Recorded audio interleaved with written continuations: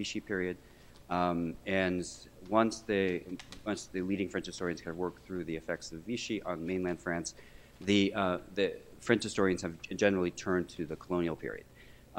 That interest in Algeria, I think, resurfaced again after the Pentagon showed the Battle of Algiers in 2003 as a lead-up for the war in Iraq. So I think there's been not only interest on the part of colonial historians, but an interest on the part of the military to understand better the effects of the Algerian War of Independence, and also to better understand the effects of colonialism in France. It's fair to say, when assessing the history of the French experience in Algeria, that no one was satisfied with either the effects of it or the outcomes. The Algerians lived through over a century of utter humiliation, mismanagement, and a brutal colonial period, the end of which brought in a war of national liberation. And during that war of national liberation from 1954 to 1962, it is argued to be one of the most violent episodes of the era of decolonization. Violent because the FLN, the leading nationalist organization, was incredibly ruthless in fighting against the French. Violent because the French military was equally, if not more, ruthless, fighting against the Algerian insurgents. And then violent also because the FLN brooked no opposition to its efforts to unify the Algerian state in order to overthrow the French. And therefore, it's argued that half of the people that died during the Algerian Revolution died at the hands of Algerians themselves. So it was an incredibly violent experience, and then that experience of violence is magnified in the post-colonial period. That's something I tried to address yesterday, particularly in the decade of the 1990s. And the experience of colonialism still looms large both in France and in Algeria. And it's fair to say that a lot of that has to do with the issues of denials. Now, going back to the paper, which I think is just an excellent piece of research, and again, I commend Cadet Smith for taking this on. And what I was particularly impressed with when in receiving the paper was it brought out a battle that I hadn't actually considered very much in my own research. So after I received the paper, it might shock you cadets that historians go back and do their research too, and I went back to the library to read a little bit more about this particular battle, because it's actually not a battle that's truly written about very much. Now, one of the things in going back and reassessing this battle and looking specifically about why this battle is so important, the first thing that comes to mind is the battle occurred just after France made Algeria a military colony. So in 1834, France declares Algeria a military colony. It's the very year after that where this battle occurs. So France has enormous interest in making sure that they are not defeated in this way.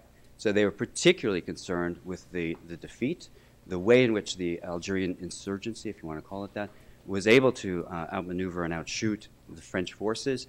But it's also particularly concerned because France itself has had an uncomfortable relationship with the colonial experience from the beginning of the occupation of Algeria. You might recall that in 1830, when the French invade Algeria, it's done so under a French king whose objective was to use the invasion of Algeria to restore his own authority, his monarchical authority.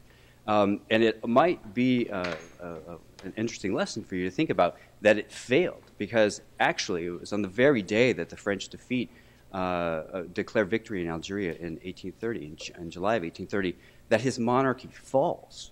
Part of the reason that his monarchy falls is because his troops were stationed in Algeria, having just defeated the French. And it leads to a revolution in France, the July monarchy. It brings into place a completely different political structure, but it begins a very uncomfortable lesson for the French, which is to say they didn't quite understand why they're invading Algeria. They had no plan, no formal plan. For the first 4 years of the occupation, it's clear that the French didn't know what to do with Algeria itself. They also didn't, and after the fall of the monarchy in 1830. They were not sufficiently prepared for a power vacuum, because having just defeated the Turks and overthrown the Ottomans in Algeria, they were not prepared to vacate. So now that the monarchy's fallen, they've got military there, they're not prepared to move out, because if they move out, they're afraid the British might move into Algeria, There are all kinds of external politics that are involved in this particular case. And I think one of the big lessons when looking at the history of Algeria is the relationship of Algeria to the external politics, because it's always framed in the international arena. The Algerian case is specific in this because it becomes an international conflict from the very beginning. Now, at the Battle of Al-Makta, one of the things that happens, and Cadet Smith pointed this out, rightfully so, is that after the Algerian troops defeat the French, they decapitate the French soldiers. Now, the numbers of heads that the French claim are exaggerated. They claim 500. It's not 500 heads. It's a couple hundreds. But what happens is they stack the heads. They stack the heads in a pyramid, his troops. When Abdelkader reviews the heads, he's disgusted. He sees this as a problem. The reason that he sees this as a problem because there's something that occurs in France which is, I think, maybe slightly different than the other countries. Public opinion weighs in on this dramatically, because when the news of the troops' decapitations and the stacking of the heads in pyramids leaks back into the French press, it gives the French public opinion the excuse, or at least the real decision, makes them take a decision that they will then support an occupation, that they will begin to think of the Muslims as somehow sufficiently other, if you will, and a force to be subdued. Abdelkader realized that because part of the reason that he was successful in the battle in 1835 is because, unlike other rulers, he read the French parliamentary debates. He was up to speed on what was happening in Paris. He was aware of the provisions that were coming from France. He was informed about the decisions that were being made in France about the war that the French were prosecuting in Algeria. And he's unique in that sense because he continued to follow debates in France throughout the whole conflict. And he understood that he would be using the information that was coming in the public arena as part of his arsenal, if you will. He also understood the world court, the effect of a world opinion on the Algerian case. So, and he's again unique. One of the things that happens is in the 1830s there's a depiction. There are two separate kind of depictions of him that begin to emerge. The French produce these very racialized, racist depictions of him as a Muslim ruler, demonic, and so on and so forth. That's not the case in the other countries. Many other countries, including you, might be shocked to hear this, but Abraham Lincoln gave Abdelkader a set of dueling pistols. And he was considered to be, throughout the rest of the world, a very dignified, very honorable individual. So the French had to always combat this dual notion of him in the international arena as being honorable. William Thackeray wrote a very famous poem about Abdelkader. And other leading intellectuals in Europe kind of sided with him because they tended to see him as a victim of French aggression. And it was always portrayed as such. And the issue of being a victim of French aggression had served him well throughout his campaigns against the French.